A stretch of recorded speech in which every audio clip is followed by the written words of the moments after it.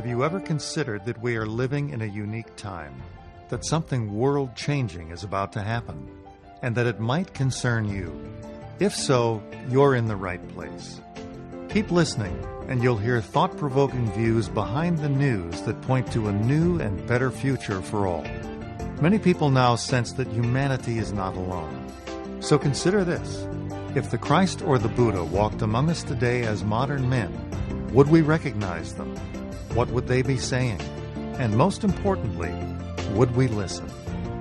Every Sunday on this program, Share International Radio, we'll examine extraordinary events that are unfolding behind the headline news. This may be the message of hope you've been waiting for. And now, welcome to this week's show.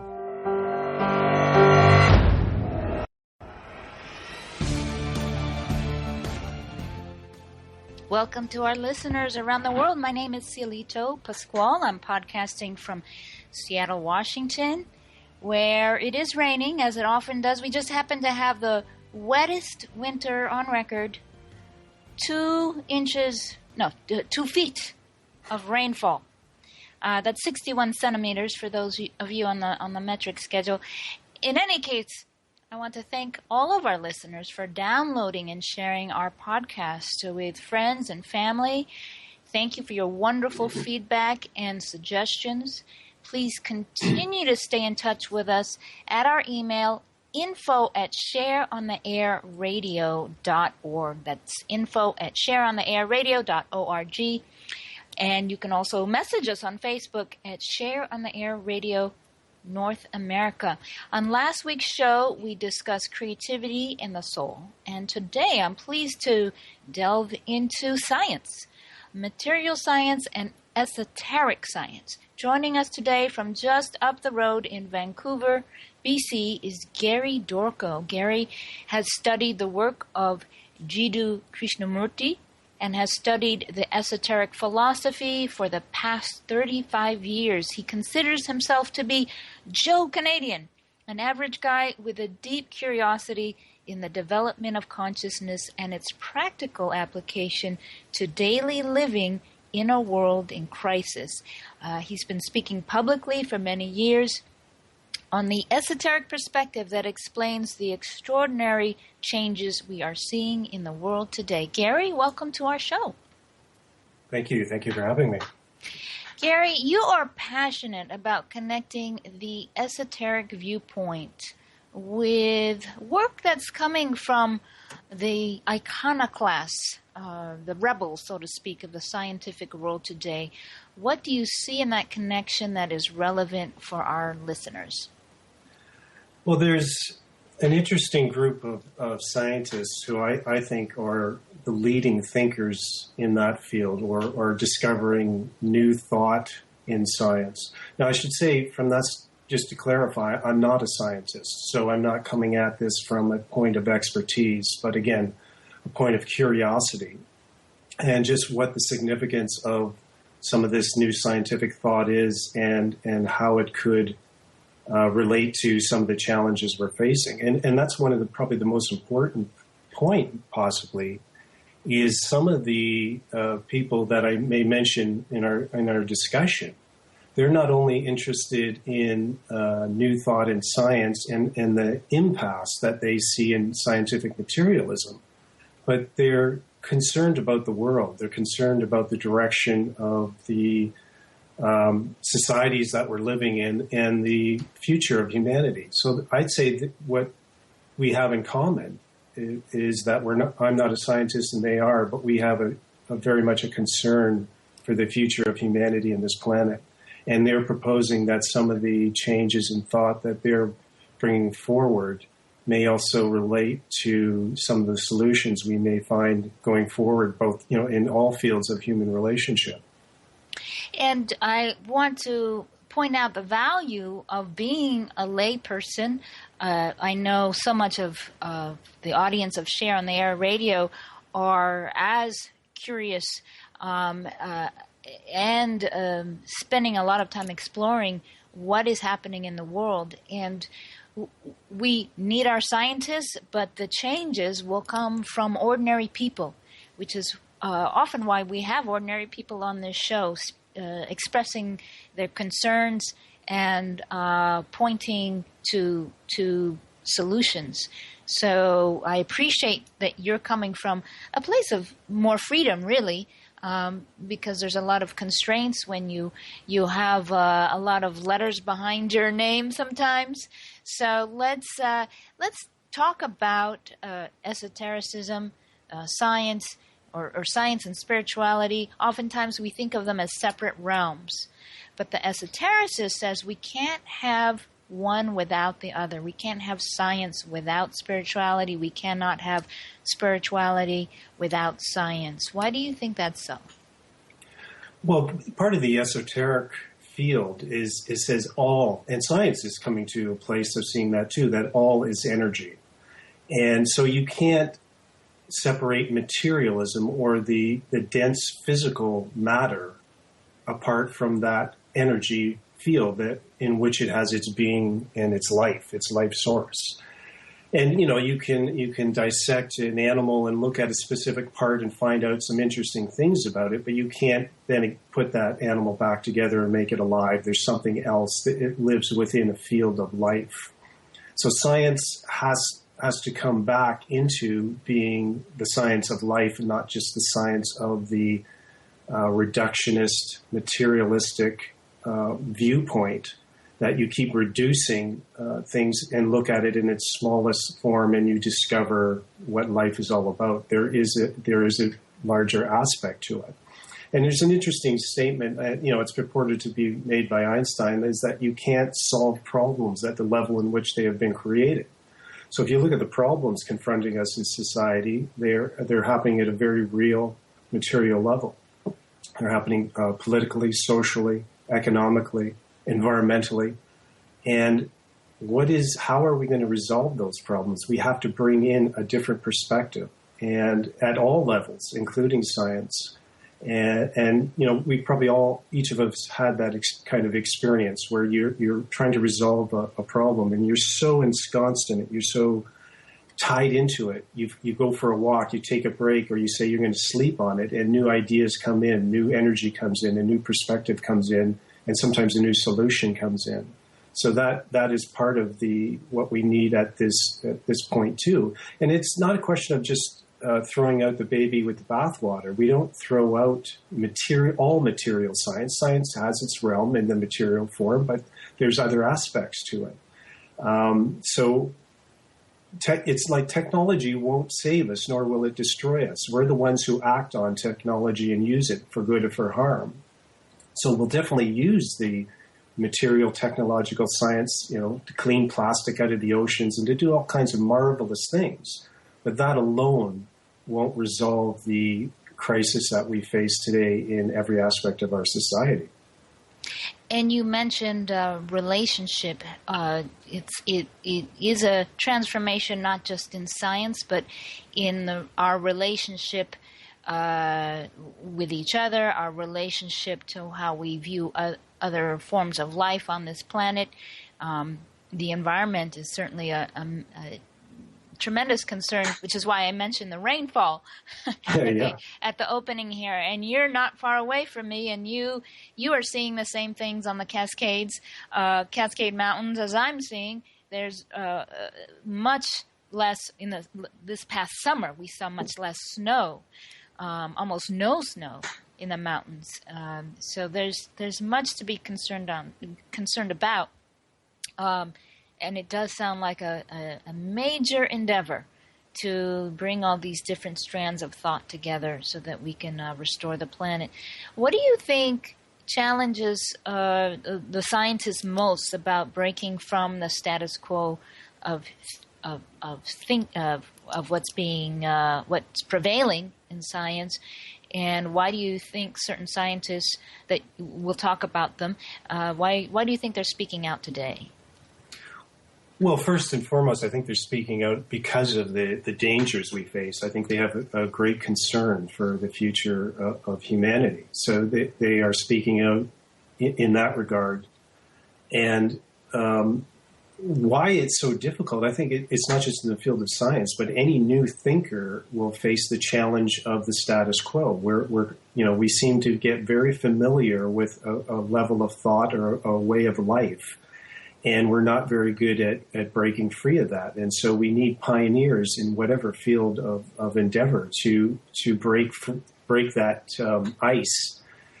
And to demonstrate something new. So it's been throughout our history, whether you're a philosopher, a scientist, whatever you may be. If you're bringing something new, you will be challenged by the status quo. Those who have an investment in the status quo and those who have become very comfortable in the status quo and may not have the imagination or the vision that you have at this point. So that's you could look at every aspect of our history, and that happens and occurs everywhere in every field of endeavor. Absolutely, and we have our heretics of one period of time become the visionaries when we look back at that time. What's your background? Was science a big influence for you growing up? No, it wasn't actually, not at all. And it's only recently I've been interested in it. And just, as I was just thinking of something here, why this kind of stagnation happens, it was an interesting point one of the scientists brought up that in the late 1800s, in an address to the science students at Harvard, I think the dean of that school said, there's nothing further to learn in physics. There's no need for PhDs in physics anymore. Because we've learned everything, we pretty much know everything. We're going to just fine-tune our instruments of measurement.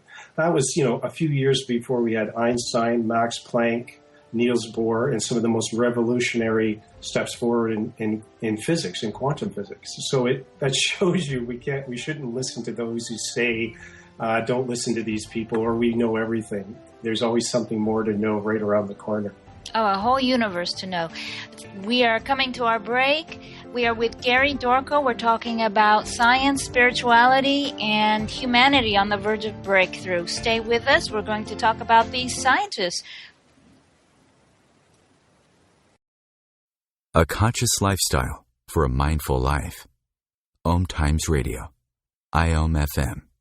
Maitreya's Mission, the book by Benjamin Krem, is a riveting exploration of life ahead. It reveals how the world teacher, Maitreya, and other ancient guardians of the human race are emerging now and are showing us how to release our divine potential. Investigate for yourself at shareontheairradio.org. That's shareontheairradio.org. shareontheairradio.org. Have you bought into the idea that you have to work hard for your money, that business is hard? I will share some dynamic access consciousness tools to get you out of your own way so you can create a business that actually succeeds. Join me, Simone Millisers, on The Joy of Business at 4 p.m. Mondays Eastern. OMTimes Magazine is one of the leading online content providers of positivity, wellness, and personal empowerment. A philanthropic organization, their net proceeds are funneled to support worldwide charity initiatives via Humanity Healing International. Through their commitment to creating community and providing conscious content, they aspire to uplift humanity on a global scale. OMTimes, co-creating a more conscious lifestyle. Dr. Kevin here, and I want to invite you every Thursday, 3 p.m. Pacific, 6 p.m. Eastern, to join me on the Dr. Kevin Show, where we have a diversity of guests who help you step outside the box, behind the curtain, and see what a load of crap is going on in the world today, so you have more information with which to make better decisions. We'll see you there. Namaste. Your conscious connection to a more mindful world. OMTimes Radio. IOM FM.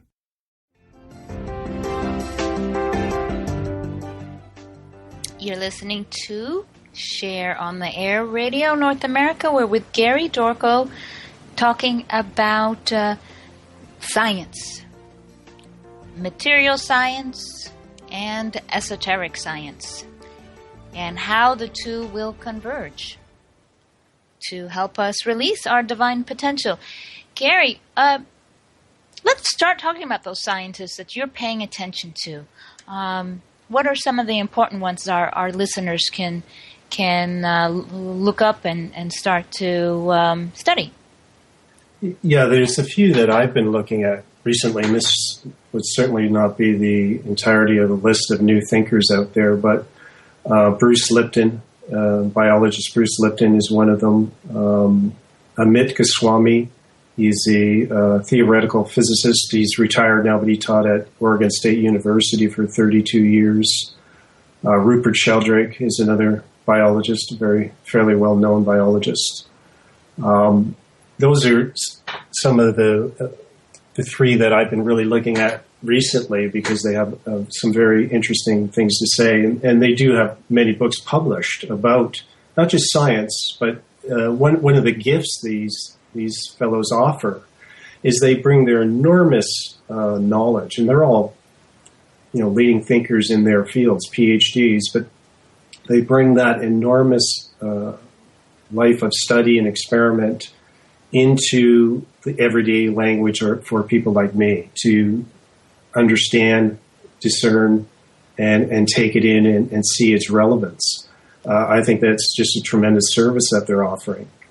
And one of the things, Bruce Lipton is one of the scientists I've mentioned, and just before the break you were talking about, how are these folks being challenged? There's an interesting audio book that I got from the library, and it's probably available in book form and other forms in the internet ebooks. It's Bruce Lipton having a conversation with Steve Behrman, and it's called Spontaneous Evolution. And in that, he speaks about a lot of things, but what he speaks about is also, he gives a very interesting depiction of the history of science from the 1500s to today and how it has come into such a material format, or how it's become so material and exclusive of everything else. And there's events throughout history that have influenced that, and even various people and have influenced it in a way sometimes that is excluded evidence to the contrary. So if you're interested in the history of science from that standpoint and its evolution into a very materialistic endeavor, that would be a very good place to get that kind of information, as well as a lot of other information within that dialogue about various interesting new factors he's bringing in. What are the things that were excluded? You used that word excluded. Well, there was evidence that was not necessarily recognized at various points in history, and he said there's once things started to move in a certain direction, like materialistic thought or experiments or certain views on evolution, information that was contrary to that, just like the information these scientists are bringing today is contrary to the current line of thought. It was not always included in the scientific journals and the leading schools of the day. So he said it's not as science isn't always as open as people perceive it to be, that it's always based on fact, that it's irrefutable. He said it's also based on viewpoints, opinions, and it's influenced by a number of factors. Rupert Sheldrake has said the same thing. Both of them have said that science in some ways has become like a religion, materialistic science, because it's so predominant that anything that challenges it is either attacked or brushed aside as not relevant. I was watching Rupert Sheldrake. That's a new name to me. I was watching an interview with him on YouTube. There's a number of videos one can find. Sheldrake, Sheldrake, and he mentions the top 10 myths. Maybe you can mention some of the myths that he points out that have to do with the materialistic science. Yeah, I saw that video. That video was actually, I think it was a TED Talk. It's been a while since I've seen it, but it was actually taken off of the TED platform, because a couple of scientists complained that it was not scientific, his viewpoint, and what he was doing. He was basically challenging the whole notion that opinion, dogma doesn't affect science. And he gave some examples during that talk. If people are interested, as you say, it's not on TEDx anymore, but it's other people have put it back up on YouTube, that particular 18-minute conversation where he's challenging the openness of materialistic science and what he calls some of the more militant atheists or militant materialists who discount or attack anything that is contrary to the views that they're putting out, rather than having a dialogue about it, rather than having an open dialogue and looking at scientific evidence. What he says, I recall he said that the skeptics, a question was put to him in another interview about skeptics, and he pointed out that the skeptics are ideologically based, that one could even write a script for a skeptic's response because they don't even read the peer-reviewed papers that he submitted. So one of the scientific dogmas. I think one of the things he talks about is that memory is just contained in the brain. That's a dogma where he disputes that what does he call it? Resonance. I made a note here. It's not just something that's in a container. Science wants to put things into container, but there's a resonance that can go out through a particular species. For example, if rats are taught a new trick in London, it'll be easier for rats in New York to learn that trick in the labs in New York, simply because it's been learned in another place in the world. Yes. That the thoughts aren't just in the brain matter of the animal. And he goes on and on. It's very interesting. Yeah. He talks, I think if I'm not mistaken, he talks about fields or morphogenetic fields. Morphogenetic fields, yes. Where this is contained in, which is another word you or I could use is consciousness. And where we're all connected. And this is the problem with disconnecting everything into its smallest parts is you don't see the connection. There's an interesting parallel. I don't know if we have time to get into it right before the break. But in quantum physics, it's called entanglement, where there's a relationship between particles. And when particles are separated in space and time, when you measure one particle or affect this one particle, the particle it was connected to is affected as instantaneously. And they call that the entanglement, or some scientists have called it the tangled hierarchy.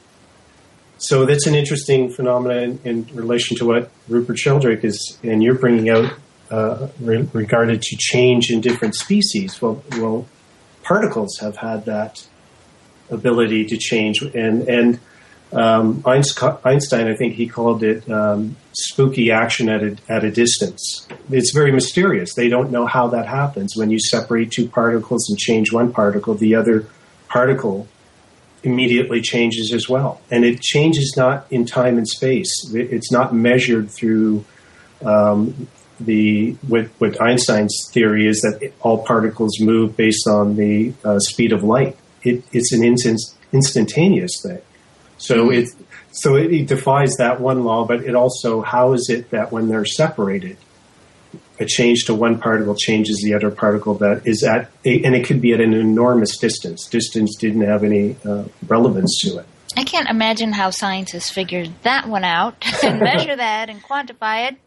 I'm sure more will be revealed around that thought. And it certainly underlies the esoteric axiom that all of life is connected, that all of life is one. And oftentimes we certain principles of esotericism come forward at certain ages, and it takes science. The teachings of the East have been around for millennia, And only in the last 150 so years has science been being able to prove those axioms to be true in the material world. And still there's controversy around it. I wanted to share an anecdote from if anyone is familiar with Stephen Greer, he was an emergency room physician, really at the forefront of very legitimate UFO investigation. He assembled the highest level retired government officials who had very high U.S. government security clearances. Some years back, he organized a press conference that I attended, and there was one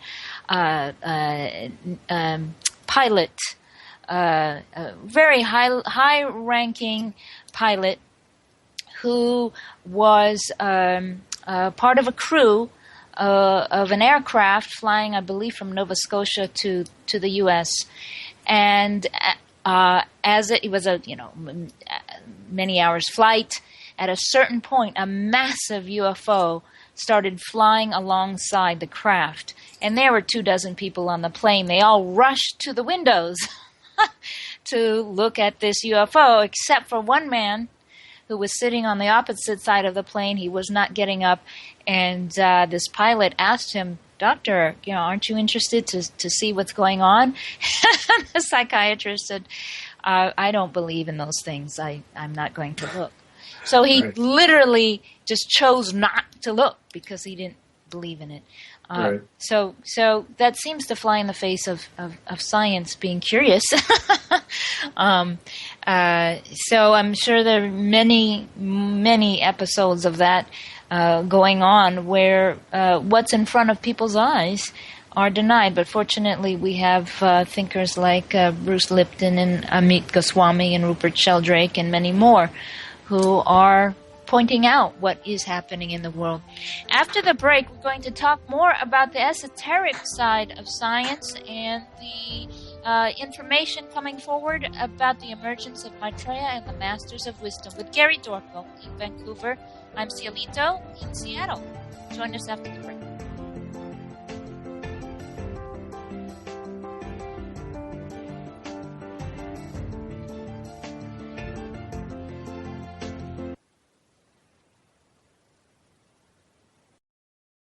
Bringing you the best of the conscious minds in the world.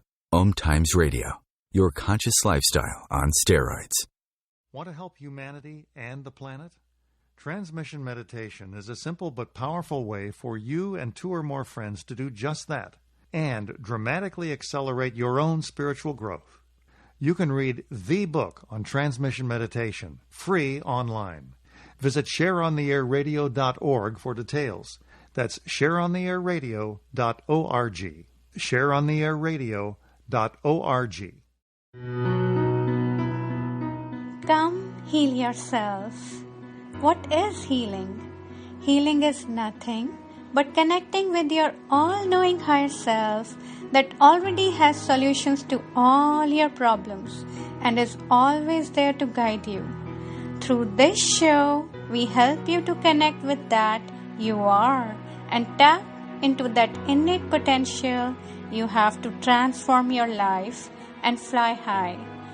Please join me, your host Monica Goyal, every Sunday, 7 p.m. Pacific. Namaste. What if business could be fun? What if business is the adventure of living? What are you choosing? Where do you do business that makes it easier, more fun, or more joyful for you? We'd love to see where you do business. Connect with us on Instagram at Joy of Business or Twitter at Joy of Business. And share your pictures with hashtags BusinessDoneWhere and Joy of Business. Let's change the world with business. The truth is, you can't change the world if you're broke. I know. I've tried. Isn't it time you turned your life's calling into a profitable, freedom-based business? I'm Michelle Barr. Join me every Thursday at 2 p.m. Eastern for Sacred Success. A conscious lifestyle for a mindful life. OMTimes Radio. IOM FM.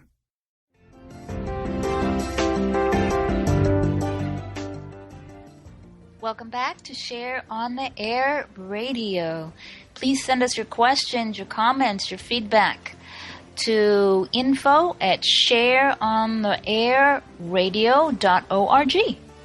And follow us on Facebook. You can also send us messages there as well. Share on the Air Radio. Returning to our conversation on science and spirituality, Gary, let's talk about every guest we've had. I think this is show number 19 or 20 now, and every guest we've had has come across the information that's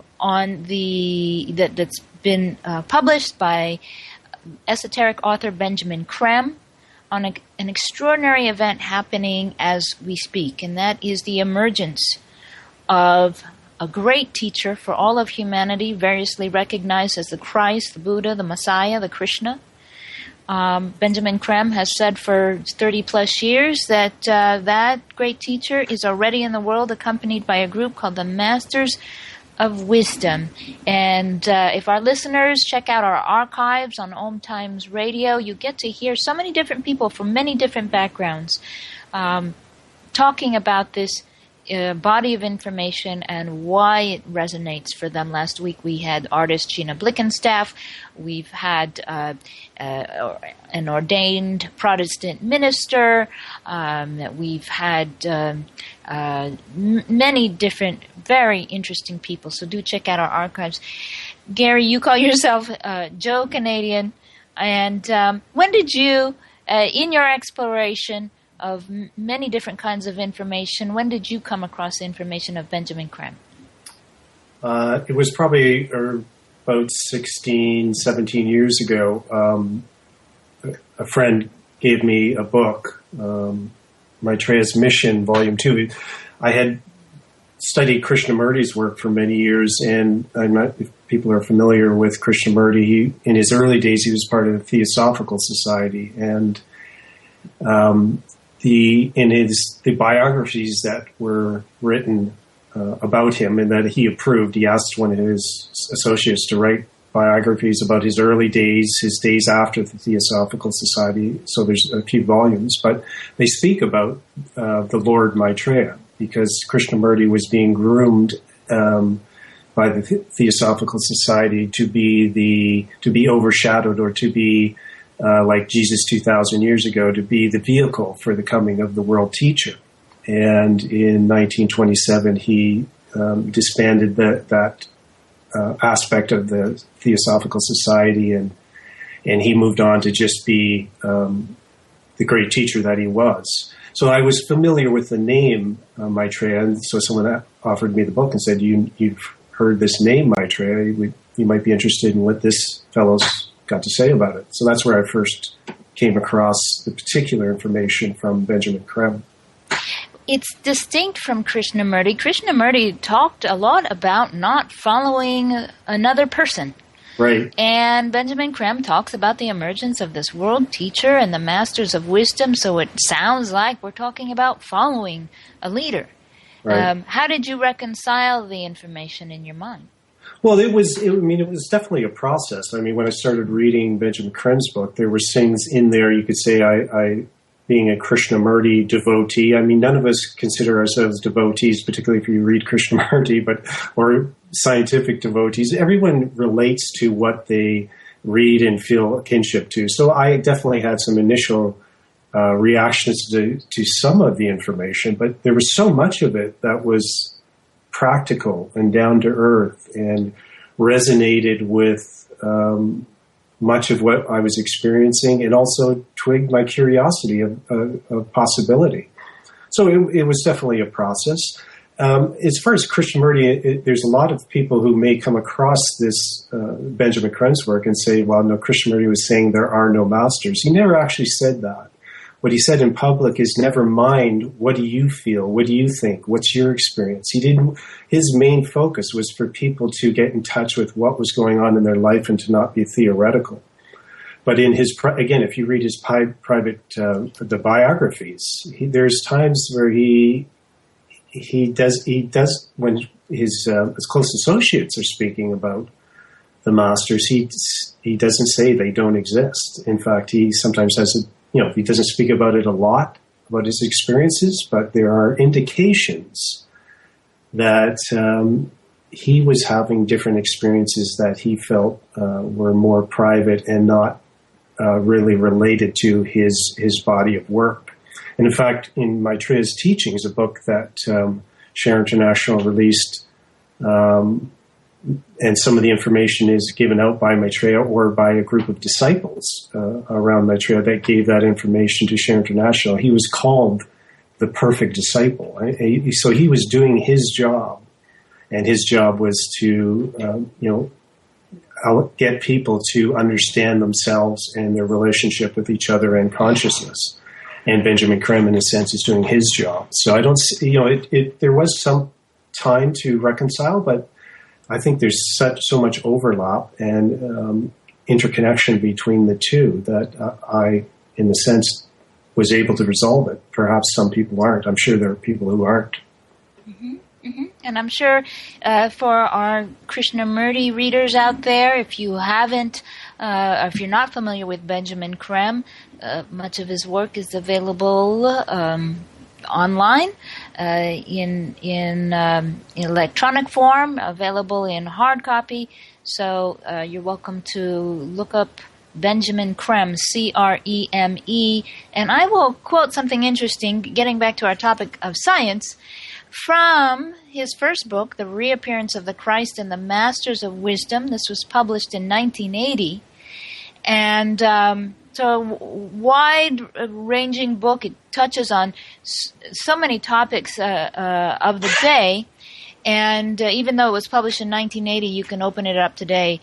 There are updated versions, but you can open it up today, and so much that was said back then is relevant today, even more so. But one thing that Creme talked about was the Shroud of Turin.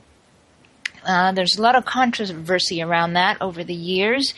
And the Shroud of Turin was a linen, very, very large piece of linen that was said to be the burial cloth of Jesus. It's like longer than a bed. It's quite big.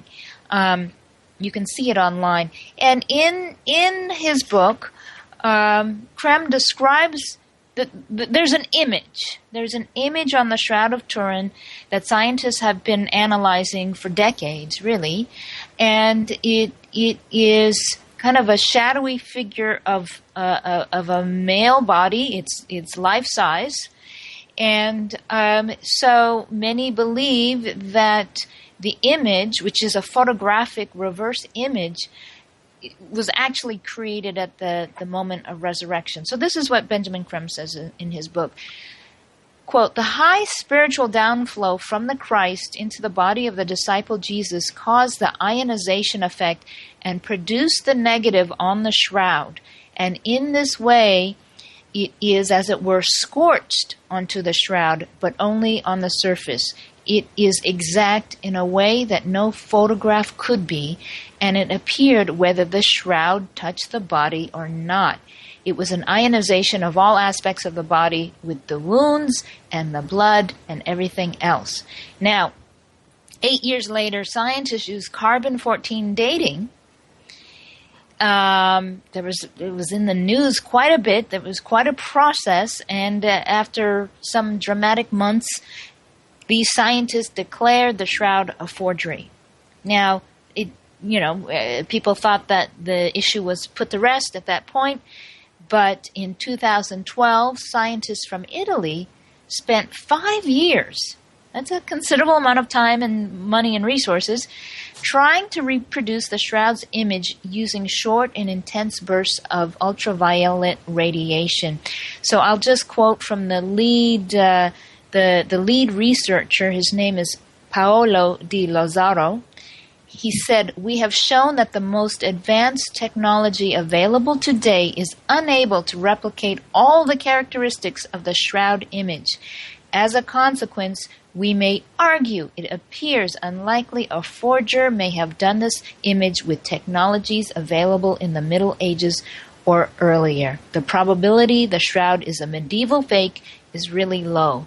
So I think that's a really interesting approach by science to continue to be curious, to continue to replicate a condition, and then to admit we couldn't do it, and how could they have done it in the Middle Ages to fake it?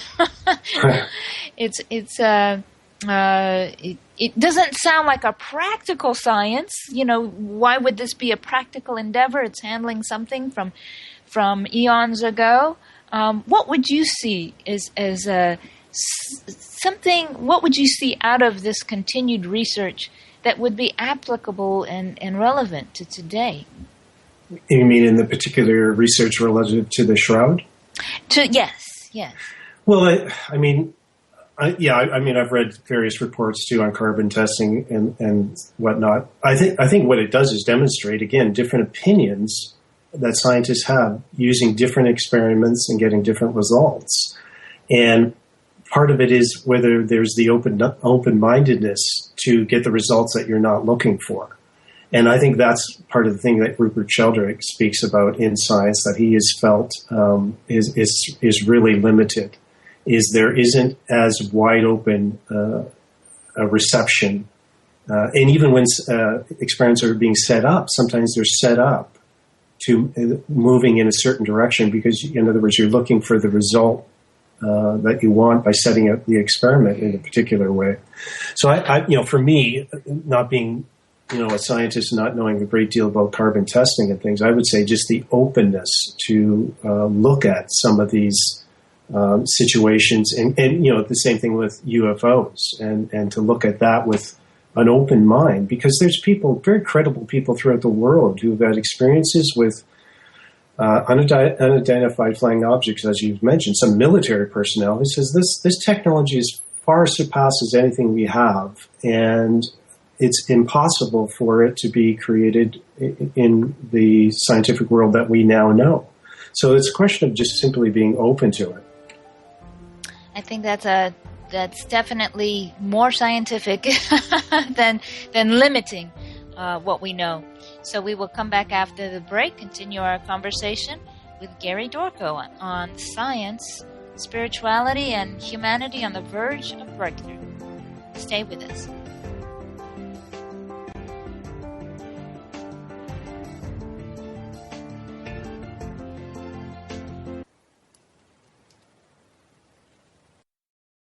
Your conscious lifestyle on steroids. OMTimes Radio. IOM FM. Are you on a spiritual path and want a quick reference guide? Look no further. The booklet Ageless Wisdom Teaching introduces key spiritual concepts, including reincarnation, meditation, and initiation. Download the book free online. Visit shareontheairradio.org for details. That's shareontheairradio.org. shareontheairradio.org. Live with medium Lisa Phoenix, Mediumship Messages and Musings, explores mediumship and all things metaphysical. Lisa Phoenix invites you to reach above and beyond your everyday experiences, to explore new dimensions in the spirit world. She will do live readings to connect callers to their loved ones in spirit, shares engaging stories and teachings from her own personal experience, and will have intriguing conversations with other mediums, spiritual teachers, and healers to help you understand the metaphysical world so you can connect to these forces in your day-to-day life. Join your host on this magical and metaphysical journey into the world of spirit every Sunday at 1 p.m. Eastern Time. Are you trying to get from point A to point B and need a little advice?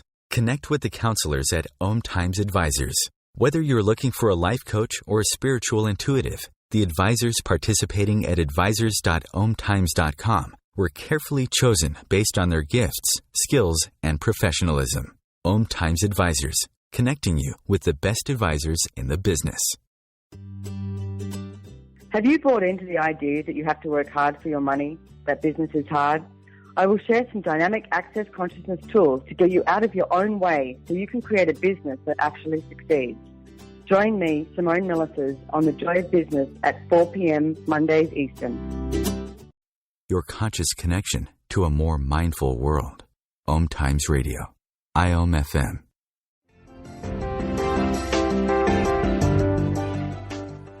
We're back on Share on the Air Radio in our final segment. We always like to talk about what people can do, the practical things we can do with all this fantastic information that we're learning here on this show, on other shows on OMTimes Radio. There's so much information out there available to us, revealing that humanity is truly in the middle of a process of tremendous transformation. You know, Gary, for decades actually now, at least 30 years, people have been authors, thinkers, even celebrities are talking about, I remember back in the 80s, it was like the quantum leap. Right. And you don't hear that word so much, but still people are talking about a great transition. Right. For those who are skeptical, the world is still in crisis. It doesn't seem like anything has changed. That is part of the reality. But what are some things in our reality that are signs of hope? Well, yeah, there's one thing I wouldn't mind bringing in right now because I think it relates to this and to the story of the reappearance, and it's a scientific theory called punctuated equilibrium. And I'll talk about it a little bit and then relate it to how it's why it has significance now. But it's two scientists in the 70s. They were studying evolution, studying fossil records. And the theory up until that point was evolution is this, if you looked at it on a chart, it would be a gradual movement from the bottom of the chart over long, long periods of time up to the top of the chart. Very slow movement. Their study from fossil records showed something very different, that there was long periods of stasis, in other words, a horizontal flat line on a graph, followed by intermittently a great leap in the development of species that was unpredictable by that straight line of stasis. So their question was, what was the stimulation that propelled species to make that leap in evolution so quickly and so vast when it wasn't seen in the movement beforehand. So it really changed the view of evolution. So instead of this upward climb, there was a ladder effect, a straight line, stasis, a jump up, another straight followed by a straight line, and then a jump up. And one of the things I've looked at with that is that, and Bruce Lipton looked at it as well, is that we're possibly at a point of a punctuated equilibrium or a great step forward in evolution, and that includes conscious evolution because we're conscious beings. And why is that important is because with the problems we face, there is a time element. We don't have an infinite amount of time to get our act together to resolve the situations to save our future and to save this planet. So what is the stimulus now that is potentially activating this punctuated equilibrium? One, you could say, is the very crisis itself. When there's a crisis, you either rise up to face it or you run from it, So that in itself will bring all the best in all of us to resolve that crisis. The second would be the coming of the new age, that we're moving into a new great cosmic age of Aquarius. It's an actual energetic age. So there's new age flowing into our planetary scheme, affecting every aspect of life, including our consciousness. So that new energy has new qualities that needs to be articulated, expressed. Those qualities are qualities of synthesis that bring the separated parts together to work together as a whole. And from my standpoint, the third aspect of that great stimulus, and maybe the greatest aspect, is the return to the everyday world of the masters of wisdom, or the master scientists, as we could call them as well. So this return from their ancient retreats is also bringing a great energetic stimulus to humanity, because their consciousness has expanded to include all levels of energy on this planet, on this planetary scheme. So the very physical act of them moving from their ancient retreats into the everyday world is having a great energetic stimulus in consciousness. So those three things poised together to me, are forming the equation for a punctuated equilibrium. And what I said into a presentation I did recently with people, whatever it is you are going to do or feel the need to do in terms of service to humanity, whether it's sharing this story that we're telling now that we ask people to share, or doing transmission meditation, or whatever it is in economics, in ecology, as an activist, do it and know that there is the wind of cosmos in your sails. You are not an isolated being, even if you're not just isolated with your group, but there is a cosmic movement occurring, unfolding now. And as you step into alignment with that, you will also be bringing that energy into your activism. So it may seem small, and you may wake up tomorrow and turn on the TV and some of the same events are occurring, but no, there is a building occurring, and there is that possible step upward that we are coming to, and hopefully very soon. I love you put that so eloquently. I mean, in my own experience as an activist in Seattle, there's a lot going on here, and I am seeing shifts within groups. Just yesterday, we had a big people's assembly. One of the city council people organized an assembly to discuss homelessness, and I was stunned at how packed the room was. It was standing room only. And I had the opportunity to talk to a few people, and people are just, telling me they are reorganizing their lives in order to do more things in their community that make a difference. And there seems to be a sense of hope, like this is worth doing. I'm setting aside the everyday world to make a difference, and that's very, very moving. And when you're describing punctuated equilibrium, I'm kind of drawing it on a page here, and it reminds me of what happens on the individual level. A lot of times, if you read these biographies of people who have been through intense challenges, whether they were imprisoned or or the people who've had serious health issues, a health crisis, there is a point at which things dramatically change almost inexplicably. It's like one takes all the effort with the brain to make change, but the change almost happens without effort. It comes out of who knows where. And I've read and gotten to know people who've had that experience where it's almost unexplained, and it's rather fascinating. So maybe those kinds of personal changes are also happening on a global scale for all of life on this planet. You mentioned, I'm going to ask you, for those who are listening for the first time, and we have 4 minutes in our program, we never have enough time to talk about these fascinating topics, which is why we're on every Sunday, live at 1 p.m. Pacific time. You say the Masters of Wisdom are returning. To do what? What are they? Can't we do this on our own? Aren't we smart enough to be able to figure things out? Why are they here? I mean, if we were smart enough to figure it out, I think we probably would have at this point. But there is a definite crisis, and it is intense, and there is a time factor involved.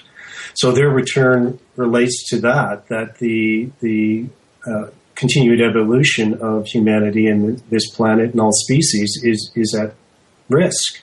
But they also come based on the cosmic change in the cycle between Pisces and Aquarius. We are entering a new age, and cyclically down. This isn't the first time a master has worked as a world teacher. It's happened at the beginning of Pisces, the Christ, before that the Buddha, before that, we can go back in history. The greatest members of our human family have come to teach, but formerly they taught through their disciples. So this is the first time in many millennia that they are returning to the everyday world themselves to teach directly. And I mean, I hear that often in presentations I do. Well, we don't really, we are our own masters. We don't need masters. Well, I mean, that's partially true. We are on the road to mastery. We're still in that school of learning, whereas this group has finished that journey, and so they return to simply teach, to offer their wisdom, and put it at the service of humanity. And I think that's I found that, to be a very individualistic view. Well, we don't need this. Well, if you really look at the world, we need a lot. We do need a lot of help. So for me, I welcome that kind of help. And, the sooner the better, because as I said, there's a great deal of suffering on this planet. And we're fortunate enough to live in a society where much of that suffering is mitigated, although it's increasing. But throughout the planet, there's people living on $1, $2 a day, living in war-torn, terrible situations. So as much help as we can get to resolve the crisis that we face as soon as possible, and to begin to live as we were meant to live and evolve in consciousness and understand the art of living, and not just live in this crisis management situation.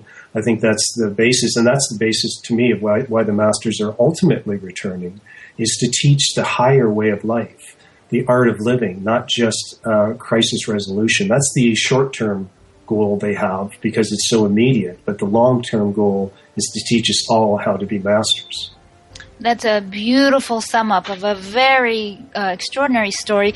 Our listeners can visit share-international.org for the entire story, or go to our Facebook page. You'll find links to most of the information we've mentioned today. So visit share-international.org. Join us next week. We're going to go into detail on transmission meditation with David Minot, my co-host Diana Gold-Holland. Transmission meditation is extremely scientific. You'll want to listen in. Next Sunday, 1 p.m. live Pacific Time, OMTimes Radio. Thank you so much for joining us.